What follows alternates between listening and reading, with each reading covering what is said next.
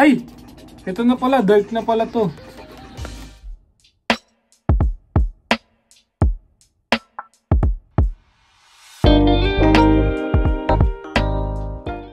Yon, so tayo nagbabalik, no? Dito naman tayo, no? At meron na ipapakita sa inyo, no? Sabay-sabay nating buksan to. Addition sa PC, no? Actually, nabuksan ko na siya. Kasi, ito kasi, ay hindi. So, ito, nabuksan ko na siya, sinilip ko, pero wala pa naman, ano. Kasi ito kasi, kaya ito binuksan kasi may pasabay dito si Gas. Hindi ito lahat sa akin. So, binuksan ko na yung sa kanya para madukot ko na kasi sinabi ko naman sa seller na ihiwalay ng envelope. So, alam ko agad sa kanya. So, anyway, pag-usapan natin itong mga napulot ko, no? Ano lang naman to, mga putyo-putyo lang naman na actually personal collection nga, no? Mga nahuhook na tayo masyado sa NBA cards, no? Actually, ito na yung mga ano ko, PC natin, no? Tapos pandagdag na to, tapos may mga parating pa, no? Pag-usapan natin, look back tayo sa mga nakaraan natin, no? Ito nga, ang ating Dirk Nowitzki Row 3, no? Actually, ito yung may tama sa mukha, dito. So, marami tayong paparating na, ano, na Dirk Nowitzki, no?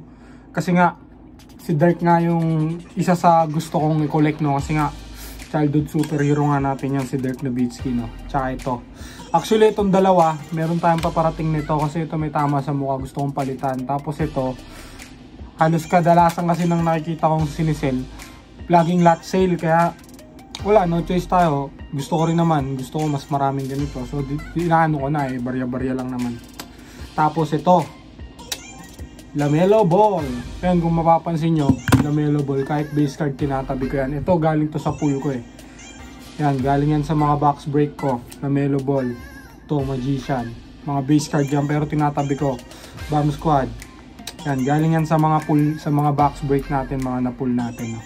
Na yun nga, LaMelo Ball, kasi isa sila LaMelo Ball na yung mga bata na gusto kong i-collect, no? Kasi ang usay naman talaga. Di naman makakaila, no, yung impact na pinapakita niya sa liga, no? Kaya gusto natin siya i-collect, no? At bukod nga sa kanya, ito yung nabili ko na ano, na LaMelo Ball, no? Yan, ito yung kauna-una na nabili ko LaMelo Ball. At syempre ito, hindi mawawala, Paolo Banchero, no? Kaya lang, ang masama nga lang, masyadong mahal si Paolo Banchero ngayon. Masyado siyang overvalued sa card game, no? Kaya hindi tayo makakuha ng mga slabs niya, no? Hindi ko kayang isugal, Hindi ko maatim na bumili ng mga ganong kamamahal, Kaya dun lang tayo sa ano, no? Anyway, meron tayong base.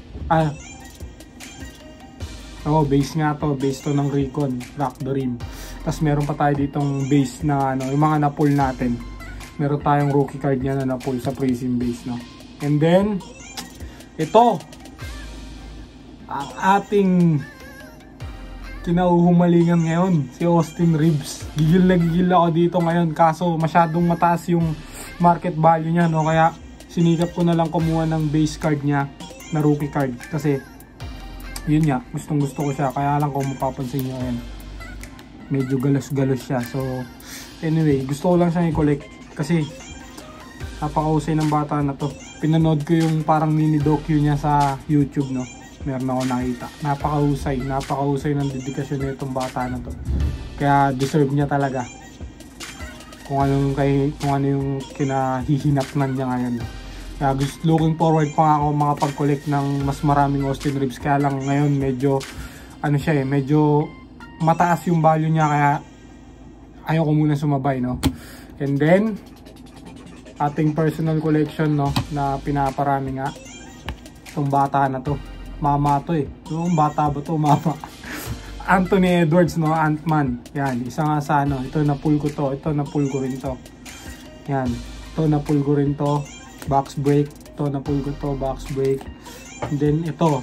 Galing din sa box break ng Donruss. So, ito. Nabili ko to. Mapapansin nyo, base card siya, Panini Impact Rookie. Ito ang kauna-unahan nating ano niya, no, slabs niya, no.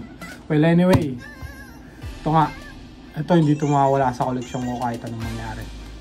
Karangan man ng itak, Dirk Nowitzki tayo. May tama siya sa ilong hindi ba kita? Actually, nang binili ko siya, hindi ko siya kita kasi naka-sleeve siya, tapos naka top loader, tapos meron pa siyang plastic wrap. So hindi ko siya nakita, kahit sa picture di ko siya nakita nung binuksan ko lang. Kung makapanood nyo yung unang kong video na in-unbox natin to, nagulat din ako. So yun nga, looking forward ako sa mas marami pa nito na Row 3. Ang ganda kasi, tignan mo, actually base lang siya pero ang ganda, makinang siya. Anyway, punta na tayo sa exciting part, no? Ito, Raw to. Hindi ko matandaan kung ano to pero tignan natin ang sabay-sabay, no? Kasi marami na tayong parating na Raw. Actually, marami akong na-order na Raw, kaya lang ang tatagal nga magsidating. Hindi ko naman siya magawang wag munang buksan kasi kailangan ko nga siyang i-ano dun sa platform, no? Sa pinagbilihan ko or sa auction. Kailangan ko siyang i-ano na i-declare na yun nga, na ano ko na, kailangan ko mag-feedback na na-receive ko na. So kawawa naman yung seller kung paghihintayin natin kasi hindi siya mapabayaran. Kaya yun, sinikap ko na lang hanggang sa ito nga, may dumating na kahit papano. Kaya lang di ko kayang antayin pa yung iba. Kaya binidyo ko na. So bibidyo ko na lang din ulit yung mga darating. Tas last na, pagka wala nang darating, ipipicture natin lahat ng PC ko, no? Na mga putyo-putyo, no? Ay! Ito na pala, Dirk na pala to. Yan, Dirk Nowitzki. Ang kasama yata nito, Lebron. Tignan nga natin.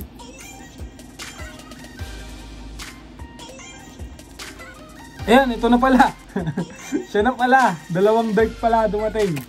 Ito na nga, yung sabi kong pandadagdag ko dito.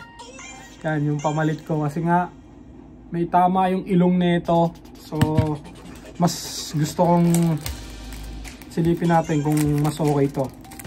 Kasi actually ito, nung tinignan ko to, nung kinikilatis ko to, talagang sobrang perfect niya. Tignan nyo kung makikita nyo, pati yung edge. Yung edge, yung corners. Hindi lang makita tanggalin natin saan. Yan. Yan, tignan nyo yung edge. Edges niyan, matalim yan, yung corners, matulis. So, yun nga.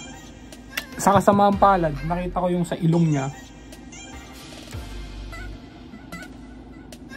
Galing, hindi siya masyadong kita kasi sa picture din, hindi rin siya kita nung dun sa online Meron na tayong goods to goods. Wait nga, kukuha ko ng paper towel. Yon, at tayo nagbabalik, no? So yun, siya yung ilalagay ko nga sa magnetic case. And then yung isa, ito, Player Passion. Rookie card din to ni Dirk. Yan. Hindi kita yung sapatos niya rito, no? Pero naka Jordan 13 siya. Kaya anuhan akong mag-collect din ng Dirk kasi hindi ko rin alam, although pan ako ni Dirk, pero hindi ko alam na naka Jordan 13 pala siya nung kabataan niya, no? Syempre, ilang taon pala ako nun Actually, na ano lang naman ako kay Dirk nung parang grade school na ako, no? Grade 3. Ganyan, grade 4. So, medyo veteran na si Dirk nun. So, anyway, balik tayo dito. Ito maganda. Ito puro to slab. Tignan nyo. Puro slab. Ito na natin, ha. Yung crunchy, So, yun, no. Iano lang natin, nire-review lang natin to, no, ng mabilis na mabilis lang. Ang ating unang kalahok. Boom! PSA Gemin 10. Josh Giddey. Panini Revolution, no, Gemin 10. So, ba't ko to kinuha? Ba't ko nagustuhan si Josh Giddey, no? Kasi itong paparating na season, no, maglalaro na nga si Chet Holmgren, no. So, syempre, titignan natin kung hanggang saan na nga abutin nila, no. Hindi nga ako makakuha ng Chet Holmgren, no. Masyadong mahal sila ngayon, yung mga top rookies na mga slabs or kahit raw, mahal, mga parallel. So anyway, ito base card to. So anyway, ito Gemin 10 nga to. Meron siyang population na 70 lang.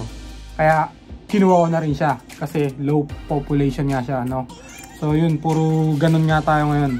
And ito nga yung sunod na slab, no, tatlo yan. Nakuha ko sa iisang seller lang.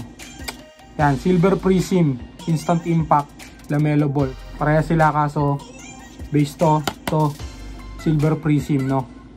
Yan, ganda oh. Pares din silang PSA 10. Actually pares ng seller to. Itong 4 tsaka ito. Ay itong 3 tsaka ito. Pare-pares ng seller, no. Low population din to. Meron lang siyang population na 73. Bakit ko nga kinuha si Lamelo Ball, no?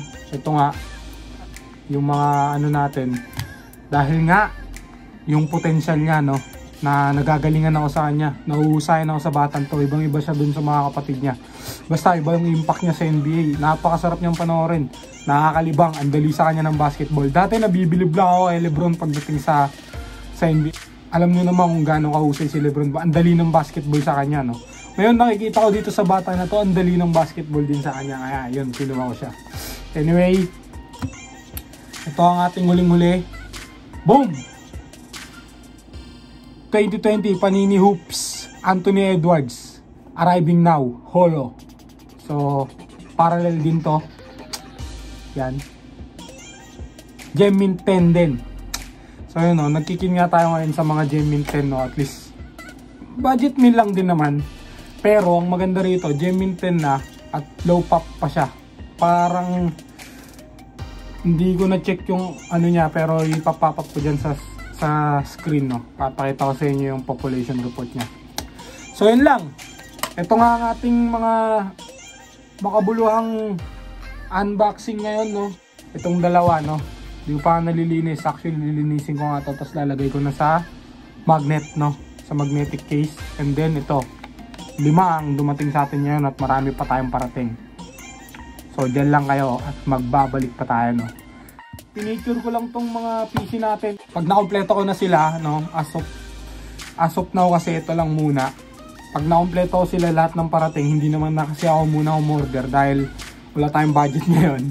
So pag nakompleto yung itong last batch na order ko, pag nakompleto ko lahat dumating, no, ipipicture natin lahat dito sa isang video lang. Tapos pag-uusapan natin, no, tapos para makapagbigay din kayo ng inyong mungkahin. Actually itong mga to for PC talaga to, no. To si Anthony Edwards at Anthony Edwards, Lamelo Ball, Dirk Nowitzki, Lebron, no. Kaya lang masyadong mataas si Lebron, pero sana, no, sana makakempo tayo ng mga mura-mura, no. Yung mga 4-keep kasi alam naman natin si Lebron hindi na magtatagal sa liga, kaya mamimiss din natin yung mga galawan ni Lebron, no. Actually hindi ko maisip na 5 years from now, 10 years from now, kung meron pang papalit sa greatness ni Lebron, no. Kaya gusto ko siyang i-keep, no. Gusto ko siyang makapag-collect. And then Dirk Nowitzki. So yan, i-keep ko lahat yan, no. Hindi natin yan, wala akong sa isip kong mag-dispose or magbenta anytime soon ng netong mga to, no. So yan, no. Eto, baka pwede si Josh Giddey. Kasi, pero try natin, keep natin, no. So anyway, magbabalik tayo sa mga susunod na araw. Subscribe nyo tong channel ko para mas marami pa tayong pag-usapan, no. Mas marami pa tayong pagkwentuhan about sa NBA cards, no. And marami pa ako hinihintay at laylo muna ako, pero magba-box break tayo, no. Sigurado yan. So yun lang, guys. Like, share, subscribe my YouTube channel, no. Tapos sabay-sabay tayong umunlad, no, sa card game. So maraming salamat sa mga sumusuporta, sa mga nanonood nung video ko, no. Hindi kayo nagsasawa at hindi rin ako magsasawa, no. So ano pa gagawin natin? Peace out!